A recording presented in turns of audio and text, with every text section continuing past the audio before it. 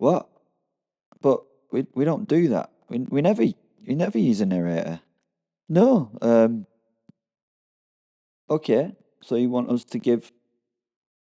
That's kind of our shtick in it. We don't ever use a narrator. We always. All right. Well, we can try it, I suppose. Are we all up for that? Okay. Yeah. Um. The narrator. This is hell. This is hell's throne room, empty of Lucifer. Yes. Is this going okay? Okay. All right. But the throne is not empty. The throne room did not resemble a place, a time, or anything. It was and was not a place. It was, how do you describe it? An absence that had learned how to hold shape. Everything was black. Black, is that it? Sorry, I'll carry on. Yeah. Maybe that should be expected. It's not the black of darkness, but the black of polished obsidian, reflective and depthless, as though each sort of surface concealed an ocean of unspoken things. It did. Things trapped looked out, souls sent mad from existing in this tormented, trapped state eternally. A vibration hummed through the throne, a gentle whine made from a billion screaming souls. The floor mirrored the ceiling perfectly, and the ceiling mirrored something else entirely, something that did not belong to geometry or reason. This place could not exist, but it did. All sound was swallowed here, the screams of the trapped, even the shuffling and crying of the damned, those dim, flickering remnants of human consequence that seemed to arrive already muffled, as if regret itself had learned to whisper. They formed a never-ending line before the throne. Each of those before the throne had once been that particular human's everything, its soul, its essence. Now they were like nothing. Around the line were demons in their millions, all slavering and pawing at the damned, demanding to be released on those unfortunate for the demon's sustenance, for their pleasure. I will not, I'll not describe those demonic hordes. Your mind would revolt. It's pretty revolting. The demons and the souls were the equivalent of motes of dust before the Duke of Hell, though. The Duke of Hell that sat upon the throne, the being that on the throne looked upon all before them as nothing but nothing, as naught. That thing on the throne was Astaroth. At a distance, the figure might have been mistaken for a statue, some impossibly refined work of art commissioned by a civilization that no longer existed and perhaps never had. But that illusion dissolved the moment one looked too long. The body was vast, scaled to the room, scaled to the throne, scaled to the idea of authority itself, and yet perfectly proportioned, as if size were merely a suggestion in the demon that the demon had chosen to ignore. It was the wrong form. That is the only way it can be described. It was an utterly wrong form and was yet neither male nor female, and yet it was entirely both. But it wasn't androgynous. It was, I don't know, another sex. The shoulders carried a sculpted strength, elegant and decisive, tapering into a waist that suggested both grace and restraint. The musculature was precise, deliberate, as though designed by an intelligence that understood the appeal of the human form but rejected its limitations.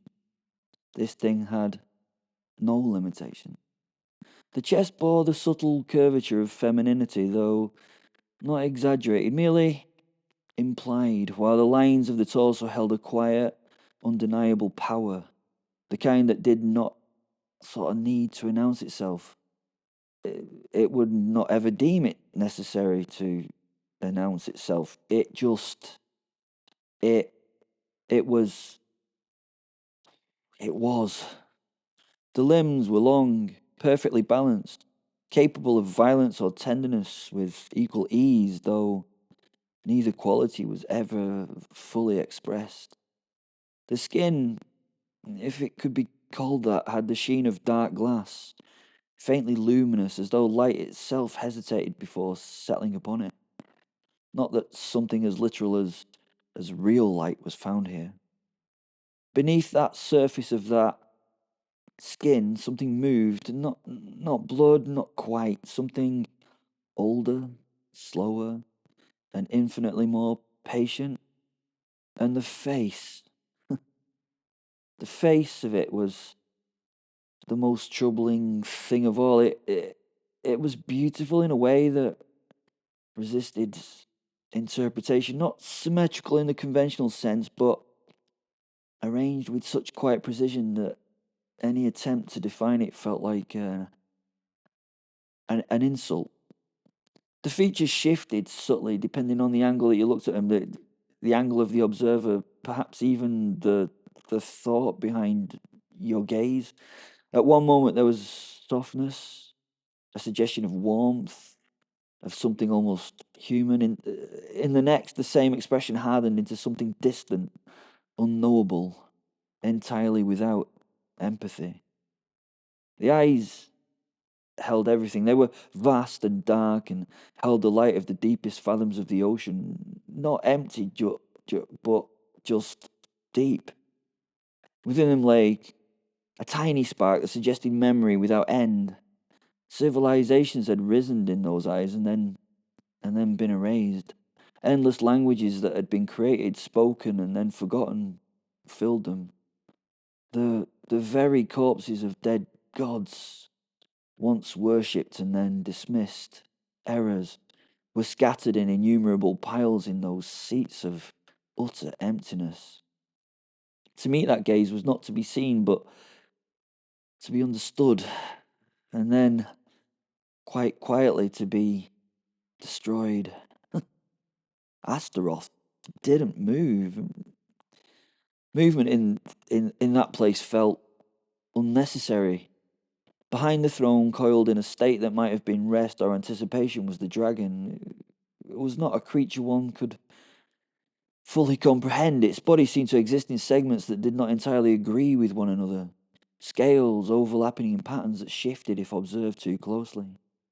Its head, if it had only one head, rested just behind Astaroth's shoulder, elongated and yet again wrong in proportion. Its eyes closed but never inactive. Occasionally something like breath escaped it, not air but a distortion, a ripple that passed through the room and caused the reflections in the obsidian to tremble as though reality itself had momentarily lost confidence. Even the demons at the throne's feet feared the beast's notice. It fed upon them at will, reaching down at random and picking at the dainty morsels at its whim. Before the throne stretched a line of souls. They stood without form, without weight, each one reduced to the faintest of what they had once believed themselves to be. Some flickered, some dimmed.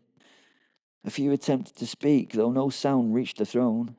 The difference in the Duke of Hell's scale to those that stood before it meant that communication was impossible. The patience of the souls was not chosen, it was imposed. They were waiting to be understood. Astaroth regarded them with a stillness that might have been mistaken for disinterest. But it wasn't disinterest, it was familiarity. Every soul in that line had already been accounted for long before it arrived. Their choices, their justifications, their compromises, each one had been observed, judged already, and placed within a structure so vast that the individuals themselves were almost sort of irrelevant. There was judgment. Well, not judgment. Not judgment here. Not in the way humans imagined it. Their free will, the soul's free will, had already chosen their outcome. There was only placement for them. Astaroth's fingers, long, precise, almost delicate, rested lightly against the arm of the throne. One could imagine those hands capable of extraordinary gentleness. One could imagine them capable of something else entirely. Neither possibility was comforting. A note of a soul reached the front of the line. It trembled, not with fear exactly, but with the sudden awareness that there would be no negotiation. Astaroth lowered their gaze. For a moment, just the moment, the vast machinery of consequence focused on that something so small, something once human, something that had once believed itself singular, and in that moment there was the faintest suggestion of something like boredom. Not the boredom of disinterest, but the boredom of inevitability. Astaroth spoke. The voice did not echo, it didn't need to, it just simply arrived, and with it the soul was gone, folded neatly into its correct place as though it had never been anything else. The line shifted forward. The dragon behind the throne exhaled again, the distortion passing through the obsidian like a thought that should not have been had. Astaroth didn't move, but somewhere beneath the stillness, beneath the perfection, was the faintest flicker of anticipation. Something, it seemed, was about to interrupt the pattern, and that, more than anything, held their interest. Astaroth, Duke of Hell. I'd already seen it. Not the moment itself, no, that would be far too crude a way of understanding things, but the shape of it, the pressure it placed upon the fabric of what was already inevitable. Time, for most, is a corridor. For me, it is an arrangement, a pattern of converging lines, and somewhere along one of those lines, something descended, an intrusion. Not here, not yet, but soon enough to matter. There was a vibration beneath the throne, not physical, not quite, but something like the echo of intention made manifest. An object moving where it should not move. A passage opening where no passage had been agreed upon. I did not need to turn. I did not need to look. I simply understood. An elevator. How very human. Lucifer had no imagination. The elevator, a human contrivance, and yet not human at all.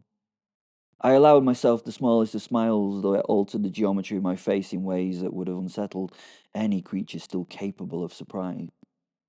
There it was, the disruption, the anomaly dressed in familiarity.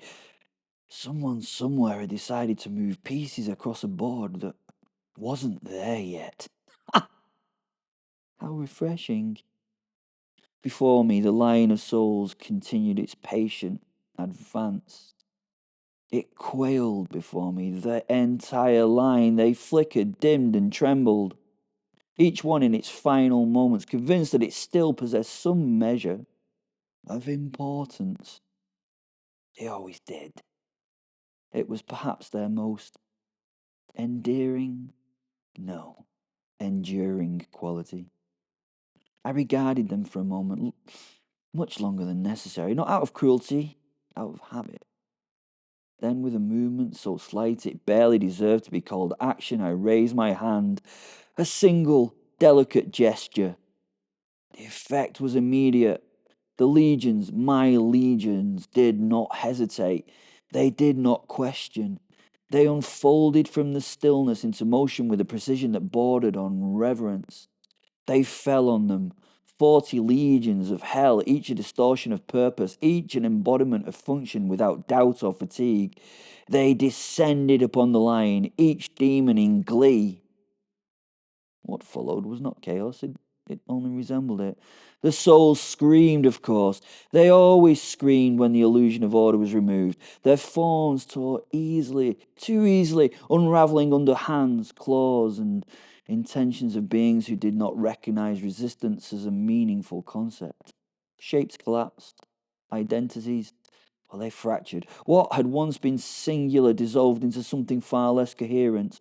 There was terror, there was pleading, there was the sudden dawning awareness that there had never been any safety here at all. I watched briefly, not with pleasure, but with a certain appreciation. The system required interruption from time to time, a reminder that structure was not kindness, that inevitability did not imply mercy.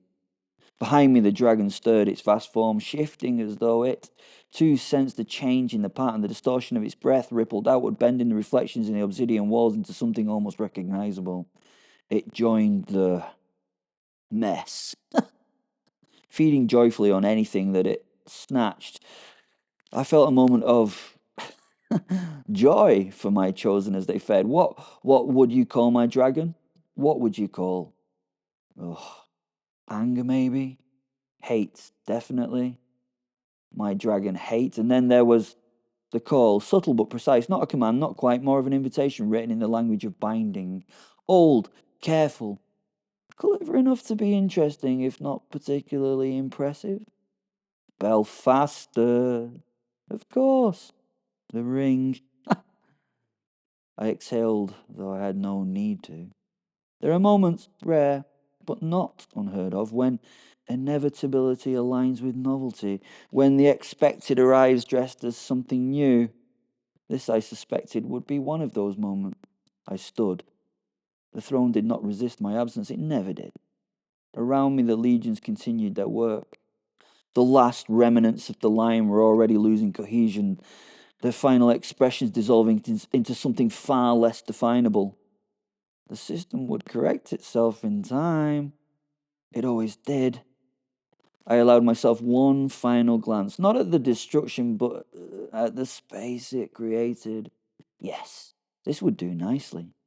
The smile returned to my face, sharper, sharper now, knowing, and then I was simply gone.